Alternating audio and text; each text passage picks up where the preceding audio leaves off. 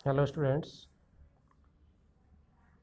BSc second year zoology का third paper है आपके प्रतिरक्षा विज्ञान सूक्ष्म जैविकी और जैव प्रौद्योगिकी। इसमें अपन पहले लेंगे इम्यूनोलॉजी या प्रतिरक्षा विज्ञान।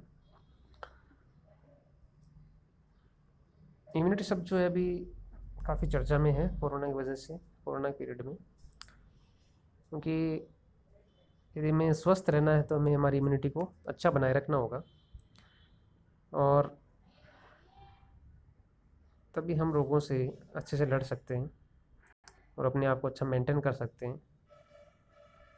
हालांकि काफ़ी हद तक जेनेटिकली हमें मिलता है इम्यून सिस्टम जो है, किस प्रकार हमारा इम्यूनिटी होगा, लेकिन फिर भी हम अच्छे खान पान से और व्यायाम वगैरह आदि से हम खुद की इम्यूनिटी को अच्छा बूस्ट कर सकते हैं, उसको मेंटेन कर सकते हैं। तो इम्यूनोलॉजी क्या है? प्रतिरक्षा विज्ञान विज्ञान की वह शाखा जिसमें प्रतिरक्षा व प्रतिरक्षा तंत्र का अध्ययन किया जाता है, उसे प्रतिरक्षा विज्ञान कहा जाता है। तो इसमें हम इम्यून सिस्टम का अध्ययन करते हैं और इम्यून रिएक्शंस जो हैं, एंटीजन एंटीबॉडी बॉडी रिएक्शंस जो है मेनली इसमें, उसका अपन इसमें अध्ययन करते हैं। तो ये विज्ञान की एक बहुत ही इंटरेस्टिंग और एडवांस ब्रांच है।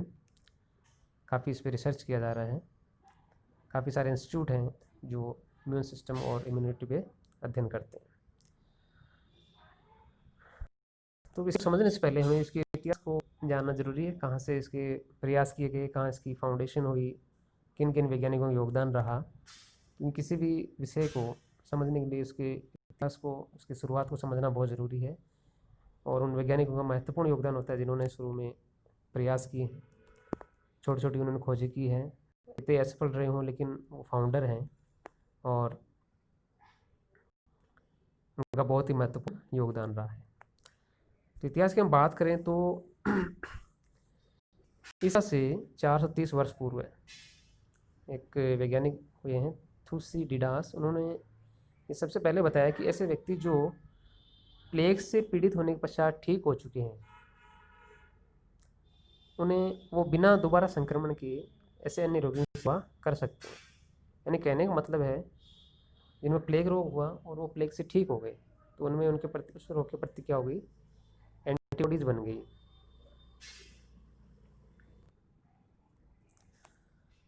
तो उनमें एंटीबॉडीज बन गई और वो स्वस्थ हो गए। तो कहने का मतलब है ये एक एग्जाम्पल था एक इम्यूनिटी का, कि किस प्रकार से शरीर में इम्यून सिस्टम वो सक्रिय होकर के किस प्रकार से बीमार होने के बाद में जब स्वस्थ हो रहे हैं तो उनमें एंटीबॉडीज़ का निर्माण हो जाता है। जैसे आज हम बात करते हैं कोरोना के संदर्भ में, तो कुछ काफ़ी लोग रिकवर हो जाते हैं, होने के बाद में ठीक हो जाते हैं, उनमें कुछ ना कुछ ऐसी एंटीबॉडीज़ या ऐसी सेल्स बन जाती हैं जो उस रोग से लड़ सकती हैं।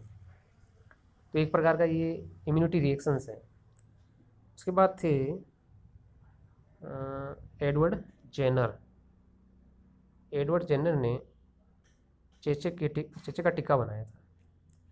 तो आगे भी हम पढ़ेंगे टीके क्या कंसेप्ट होता है। तो एक महत्वपूर्ण खोज थी टीके का आविष्कार। किसने किया था? एडवर्ड जेनर ने। किसका? चेचे का स्मॉल पॉक्स का टीका बनाया था। उसके बाद वैज्ञानिक हुए हैं लुई पास्चर, काफ़ी फेमस रहे हैं, तो इनका भी योगदान है। इन्होंने रेबीज़ के टीके का आविष्कार किया था। ठीक है, लुईस पास्चर ने रेबीज़ के टीके का आविष्कार किया था।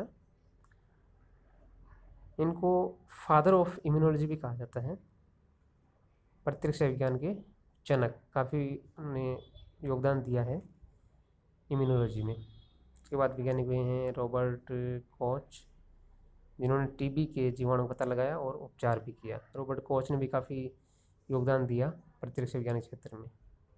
मैटनिकोफ, जिन्होंने प्रतिरक्षा उत्पन्न करने वाली कोशिकाओं का महत्व बताया, और एक प्रक्रिया है फेगोसाइटोसिस, कोशिका भक्षण। WBC वगैरह जो होती हैं सेल्स, वो प्रारंभिक रूप से जो रोगाणु होते हैं उनको नष्ट करते हैं, तो वो फेगोसाइटोसिस जो प्रक्रिया उसका अध्ययन किया।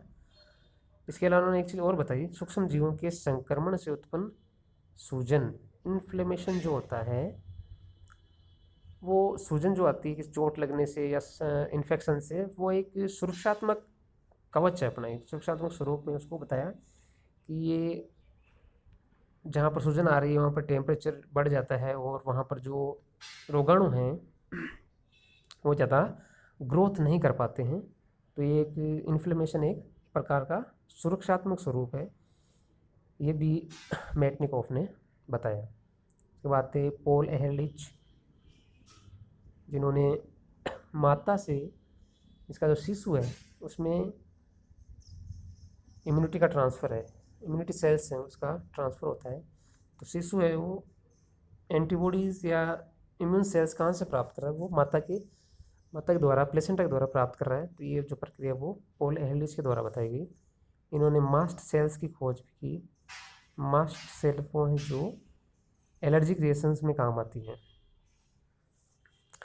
ये सिनोफिल बेसोफिल जो हैं वो मास्ट सेल्स सिक्रेट करती हैं, जिनके द्वारा एक पदार्थ है हिस्टामिन सिक्रेट होता है, जो एलर्जी वगैरह होती है उसमें ये इनका रोल होता है मास्ट सेल्स का। एमिल वॉन बेहरिंग नेक्स्ट वैज्ञानिक, जिन्होंने तरल प्रतिरक्षा का महत्व बताया। ह्यूमोरल इम्यूनिटी, आगे जब इम्यूनिटी चैप्टर्स पढ़ेंगे उसमें आएगा। एक टाइप ऑफ इम्यूनिटी है, तो उसमें एक है तरल प्रतिरक्षा, जिसमें एंटीबॉडीज़ का निर्माण होता है, उसको हम तरल प्रतिरक्षा कहते हैं। तो उसका महत्व बताया एमिल वॉन बेहरिंग ने। एमिल रॉक्स, जिन्होंने डिप्थीरिया रोग का टीकाकरण किया और एंटी सीरम थेरेपी का विकास किया।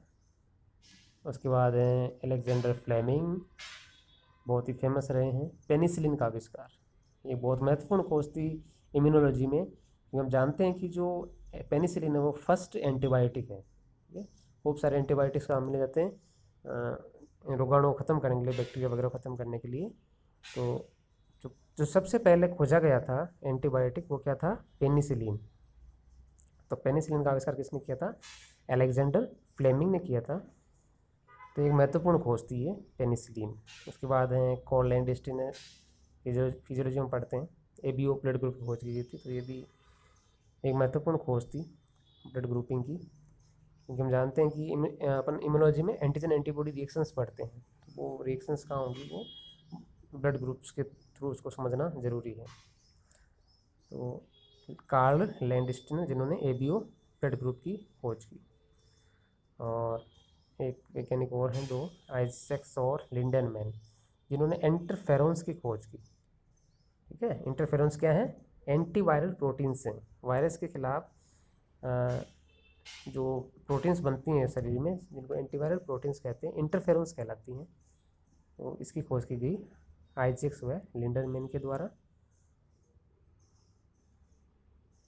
उसके बाद है इम्यून सिस्टम, प्रतिरक्षा तंत्र में कौन कौन से अंग आएंगे, इसका अध्ययन अपन इम्यूनोलॉजी में करते हैं।